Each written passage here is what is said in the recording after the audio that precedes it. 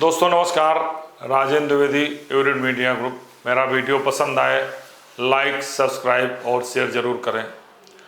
देश में युवा, जिसे जेनजी कहते हैं, एक नए बदलाव की तरफ, नए नेतृत्व की तरफ छटपटा रहा है। वो ढूंढ रहा है, क्योंकि पुरानी व्यवस्था, पुराने सिस्टम सड़ गए हैं, भ्रष्ट हो गए हैं, उनसे उन्हें कोई उम्मीद नहीं दिखाई दे रही। इसका प्रथम आप कहें उदाहरण और शुरुआत तमिलनाडु से हो चुकी है। हालांकि राष्ट्रीय स्तर पर ऐसा बदलाव करना संभव नहीं है, लेकिन राज्यों स्तर पर ऐसी स्थिति अन्य तमाम राज्यों में आ सकती है, जहां पर ये नेशनल पार्टियां या जो स्टेब्लिश क्षेत्रीय पार्टियां हैं उनको नकार कर नया नेतृत्व को हमारा युवा पीढ़ी दे सकता है।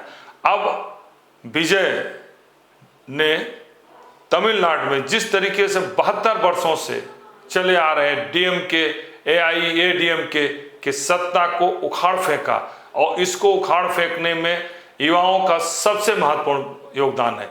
ये क्यों उखाड़ फेंका, इसका आप रिसर्च करें, अध्ययन करें, तो एक लग रहा था कि ये दोनों एक दूसरे के लूट का पर्याय बन चुके थे। डीएमके, जहां पर स्टालिन, उनके पूरा परिवार लूट में शामिल था, वहीं एआईएडीएमके में भी स्थितियां वैसी थी, क्योंकि 72 वर्षों से लगातार ही दोनों सत्ता में थे और दोनों की सत्ता को जनता ने देखा था और उससे परेशान थे।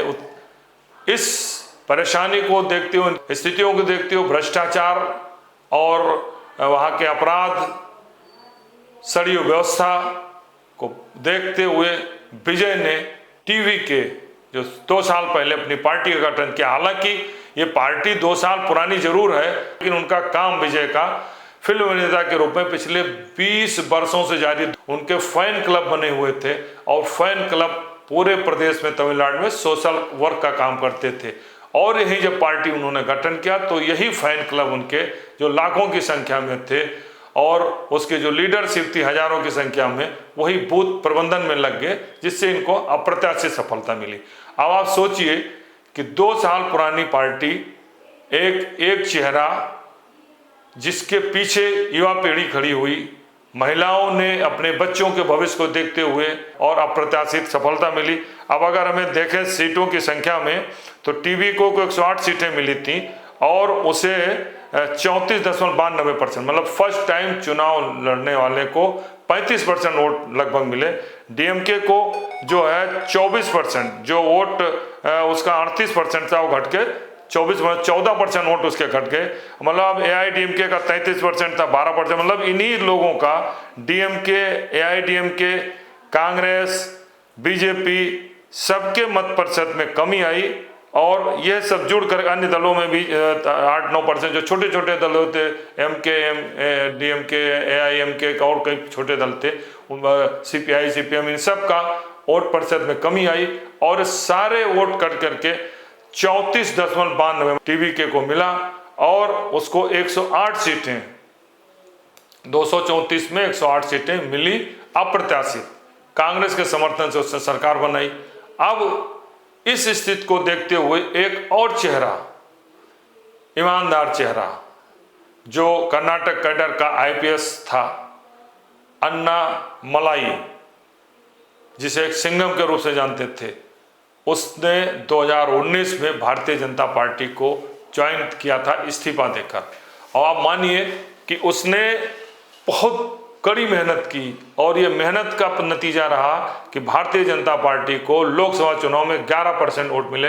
हालांकि खुद अन्ना मलाई चुनाव हार गए थे। अन्ना मलाई की छवि एक हीरो की तरह थी, एक ईमानदार छवि, और वो उसकी जो लड़ाई थी, उसका जो संघर्ष था इन्हीं भ्रष्टाचारियों के खिलाफ, जो डीएमके, आईडीएमके दोनों दल थे, दोनों के खिलाफ था। और जिसका लाभ टीवी के विजय को मिला, इसमें भी अन्ना मलाई का बहुत बड़ा योगदान है, क्योंकि अन्ना मलाई ने 2019 के बाद से लगातार डीएमके, एआईएडीएमके के खिलाफ, इनके भ्रष्टाचार के खिलाफ, इनके परिवारवाद के खिलाफ, इनके लूट के खिलाफ एक बेहतर जनता में जागरूकता लाए थे। पूरी तरीके से पूरे प्रदेश में उन्होंने यात्राएं की थी और बीजेपी का जो कि संसाधन बीजेपी प्रोवाइड करे थे, उस संसाधनों की वजह से उसने बहुत मजबूत कैडर बनाया था। उसी का लाभ था 11% वोट मिल रहा तमिलनाडु में। बीजेपी के लिए कोई छोटी घटना नहीं है, महत्वपूर्ण था। उसने जबरदस्त रूप से एक अभियान चलाया डीएमके और एआईडीएमके के खिलाफ, जिससे ये बदलाव की स्थिति पैदा हुई थी। लेकिन अगर विजय नहीं आया होता, नया चेहरा नहीं होता, टीवी के पार्टी का गठन होकर नहीं आया होता, तो हो सकता है उसका लाभ फिर इन्हीं दोनों के बीच बंट कर रह जाए, क्यों एआईडीएमके और डीएमके, क्यों कोई तीसरा कोई विकल्प नहीं था।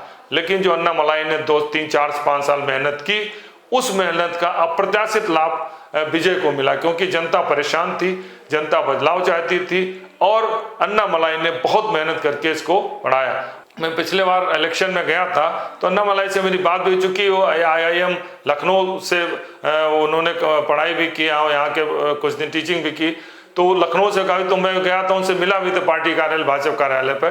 तो हिंदी भी जानते हैं और अच्छी तरीके से उनका विजन एकदम क्लियर था, जो कि 70 वर्षों से दो पार्टियों ने एकदम ऐसा नेक्सस बना रखा है लूट का, परिवारवाद का, कि जनता परेशान है, वो विकल्प ढूंढ रही है। और नेशनल पार्टियां यहाँ कोई एंट्री पा नहीं रही है। कांग्रेस की स्थिति जो डीएमके, कभी एआईएमडीएमके के साथ रही, और बीजेपी की स्थिति दक्षिण भारत में तो हमेशा उत्तर भारत की पार्टी मानी जाती है, यहाँ तो उसका कोई उत्तर। लेकिन इन्होंने अपने संघर्ष से एक नया माहौल, एक नई स्थिति, एक नया समर्थन बीजेपी के लिए तैयार किया था। लेकिन स्थितियां बदली और ऐसा मौका आया कि जब बीजेपी ने एआईडीएमके के साथ समझौता किया, और वो नहीं चाहते थे, अन्नामलाई नहीं चाहते कि समझौता किया जाए, और एआईडीएमके के नेता भी, चूंकि अन्नामलाई ने दोनों के खिलाफ अभियान चलाया था, चाहे डीएमके हो, एआईडीएमके हो, डीएमके सत्ता में थी उसके खिलाफ भी अभियान चलाया था, एआईडीएमके के खिलाफ जबरदस्त अभियान चलाया था। इसलिए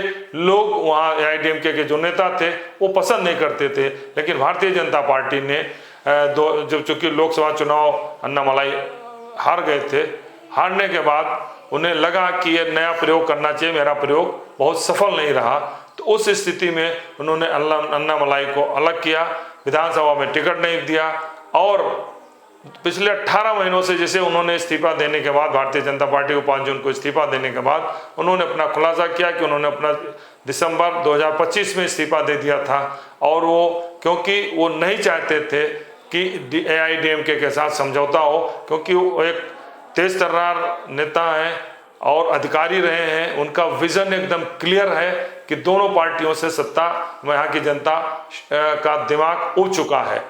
अब कहने के लिए कि अप्रत्याशित रूप से 2 साल के बीच में विजय ने सफलता पाई, लेकिन इस सफलता के पीछे अन्नामलाई की बहुत बड़ी मेहनत और उनका योगदान माना जा सकता है। उन्होंने 2026 जब विधानसभा चुनाव हुआ तो वो प्रदेश अध्यक्ष भी नहीं रहे, टिकट भी नहीं लिया, और एक तरीके से आइसोलेट होकर वो पार्टी में बने रहे। उनके समर्थकों में जबरदस्त निराशा थी, और ये मान के चलिए जिस मूवमेंट को लेकर अन्नामलाई ने तमिलनाडु में अपना अभियान चलाया था डीएमके के खिलाफ, वो सारे इनके समर्थक उस इन्हीं बिंदुओं के आधार पर कि इन दोनों को हटाना है, भारी संख्या में जिसका प्रतिशत 7 से 8% माना जाता है, वो टीवी के साथ, विजय के साथ उनके समर्थन में चले गए। क्यों? तभी 11% वोट घट के 3% बीजेपी का रह गया, वो उनके साथ चले गया, उसका लाभ टीवी को मिला। अब अन्नामलाई इस बात को जानते हैं कि तमिलनाडु में नेशनल पार्टी का भी भी स्कोप है नहीं, बीजेपी और कांग्रेस का। दोनों पार्टियां डीएमके और एआईडीएमके एक्सपोज हो चुकी हैं। अब नई पार्टी, नया चेहरा, नए तरीके से विजय जो एक क्रिश्चियंस कम्युनिटी से आते हैं, नेतृत्व संभाला है, फिल्म के अभिनेता हैं, उनकी काफ़ी अच्छी फॉलोइंग है, युवा उनके काफ़ी अच्छे समर्थक हैं, काफ़ी संख्या में। लेकिन युवाओं की आशाएं बहुत हैं, महिलाओं की आशाएं बहुत हैं, वो जानते हैं, और कोई भी सरकार अपने कमिटमेंट को 100% पूरा नहीं कर सकती। तो अन्नामलाई की अभी भी अच्छी फॉलोइंग है, वो फॉलोइंग जो उन्होंने मेहनत करके पैदा की थी भाजपा में रहते हुए, जो चुनाव के दौरान शिफ्ट हो गई थी विजय के पास, वो फिर उनके पास आ गई है। और वो उत्साहित हैं विजय को मिले रिजल्ट से। भाई मान के चलिए कि विजय की जीत अन्नामलाई के उत्साह का कारण है और वो 2031 में विकल्प बनने का प्रयास करेंगे, विजय का विकल्प बनने का प्रयास करेंगे। और निश्चित मानिए कि जिस पैटर्न पर तमिलनाडु की सियासत चली है, डीएमके और एआईएडीएमके का फ्यूचर लगभग समाप्ति की तरफ है, क्योंकि जनता ने दोनों कार्यकाल देखा है। अब विजय जिन्होंने युवाओं को, महिलाओं को, राज्य के तमाम सर्वांगीण विकास के सपने दिखाए हैं, उसे पूरा करना बहुत आसान नहीं है, संभव नहीं है। ऐसी स्थिति में अन्नामलाई जिन्होंने पहले 6 साल से लगातार संगठन किए हैं, पूरे प्रदेश का उन्होंने दौरा किया है, उनका एक अच्छा संगठनात्मक सोच है, ढांचा है। ऐसी स्थिति में वो नए सिरे से, जैसे उनकी सूचना है कि उनके बहुत नज़दीकी उनका प्रवक्ता रहे हैं, बहुत क्लोज रहे हैं, उनसे भी मैंने कल रात में बात की, तो उनका यह कहना था कि अन्नामलाई फिर अपने मूवमेंट में, अपने पुराने स्थिति में जनसंपर्क में रूप में जा रहे हैं। उनके इश्यूज वही होंगे जो पुराने थे कि यहाँ के भ्रष्टाचार को हटाना है, राज्य को प्रथम, और हमारे जो संस्कृति है, कल्चर को है, उसको हमें और मजबूत बनाना है।